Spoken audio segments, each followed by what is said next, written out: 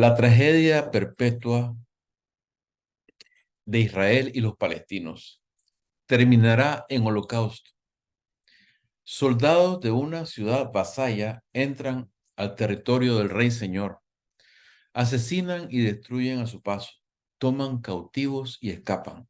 El rey estalla en cólera, jura venganza, lanza a sus fuerzas en persecución de los rebeldes, sitia su ciudad, lanza sobre ella una lluvia de fuego y corta todas sus salidas. Todos los habitantes tendrán que pagar por la osadía del asalto, que mueran de hambre y de peste, que caigan sus defensas y sus puertas para entrar y arrasarlos ya débiles. Siglos después, los arqueólogos hallarán restos de la ciudad, ya casi polvo, como polvo serán ya los vencidos y los vencedores. ¿Qué desentierran? Edificios mutilados, disecados, sepultados por los polvos de otras guerras y el abandono de la memoria humana. Perdidas para siempre, las horas del horror y la agonía de sus habitantes hayan o no participado en la incursión contra el rey enemigo, hayan o no estado al tanto de lo que se tramaba, fueran o no soldados ellos mismos, fueran ancianos, niños, jóvenes, empezando su sueño de vivir, mujeres, madres, partidarias o contrarias a la guerra. Perdido para siempre, el dolor de las heridas sin curar, los gritos de los atrapados en las ruinas, de los que ardieron vivos, de los que impotentes contemplaron la muerte de sus hijos o hermanos, de padres o amigos desarmados ante el poder avasallador de la venganza. Esta es la historia de tantas historias a través de miles de años. Historias que esterilizamos glorificando a sus más poderosos protagonistas. Desde la antigüedad, Aquiles, París y Odiseo, y no las troyanas que buscaban el pan para sus hijos. Alejandro Magno cabalga deslumbrante, Genghis Khan brilla, solo la hierba, lo reciente. Desde las primeras memorias hispánicas, es un saqueador quien nos cautiva, el Cid. En la modernidad, la tumba de Napoleón ocupa el centro del honor nacional, mientras el rastro de sangre de bereberes, rusos, austriacos, prusianos y muchos más, incluso soldados franceses, se disipa. Las estatuas de Colón están por todas partes. Y en la entrada de Ávila me estremece leer en el monumento que honra a los héroes militares de la ciudad un nombre, Pedro Arias. Ni qué decir del mundo que ensalza a MacArthur y Eisenhower, autores de crímenes de lesa humanidad dentro y fuera de su país, y que ensalza a Truman, capaz de ordenar la incineración de más de 300.000 personas para demostrar su poder terminal ante un enemigo casi vencido, pero aún recalcitrante. Hay, parece, genocidios buenos y genocidios malos, genocidios bellos, los de la antigüedad o la victoria, y genocidios feos, los de los genocidas derrotados. ¿Será imposible que la raza humana viva los principios que proclama como humanos?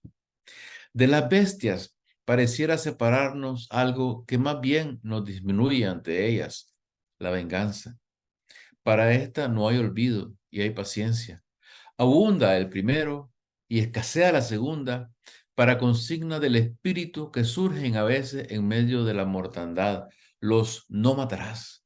Y más recientemente, después del holocausto de comunistas, socialistas, gitanos, discapacitados y de 6 millones de europeos judíos a manos de los nazis, los nunca más, nunca más.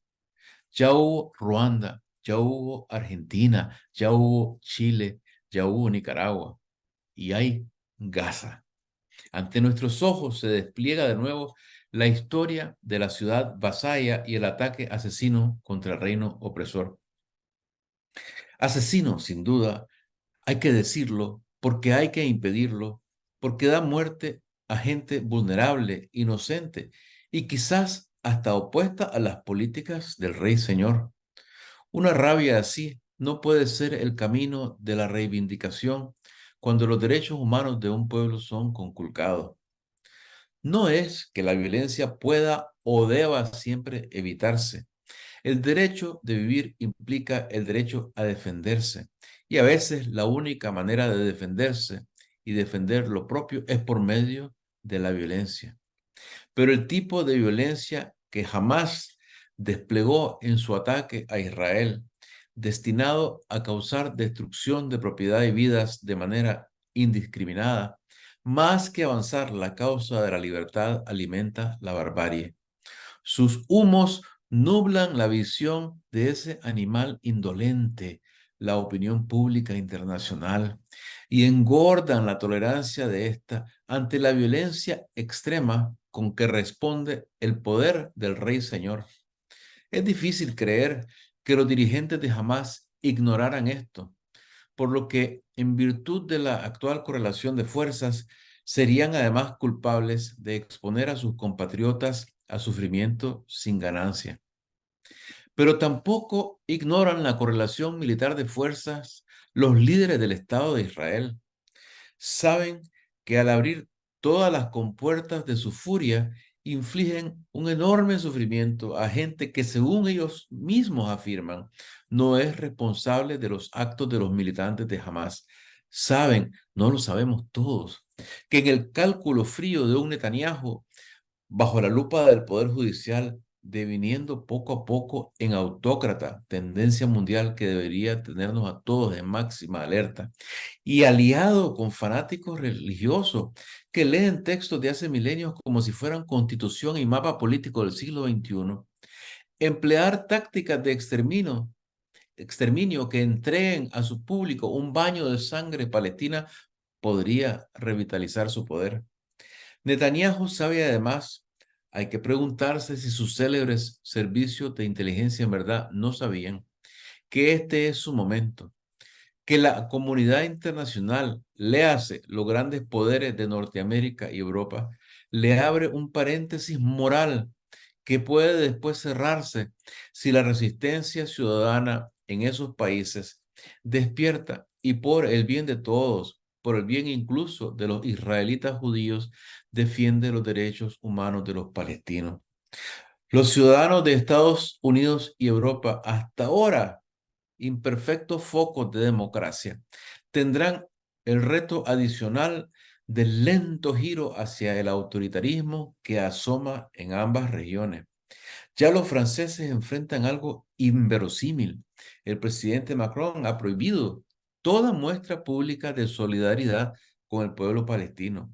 Y en Estados Unidos salen a flote presiones de grandes magnates para suprimir la libre expresión en universidades donde los estudiantes cuestionan la narrativa de Netanyahu y más generalmente del Estado de Israel. Entre tanto, lloran en Israel los familiares de los asesinados. El mundo los consuela. La mayoría de los políticos en Estados Unidos y Europa pelean su minuto ante el micrófono para mostrar su, entre comillas, apoyo a Israel. Los atacantes de Hamas han sido repelidos y el fuego llueve literalmente sobre los 2,5 millones de seres humanos apretujados sin defensa en lo que la respetada organización de derechos humanos Human Rights Watch ha llamado la cárcel abierta, a cielo abierto de Israel, Gaza.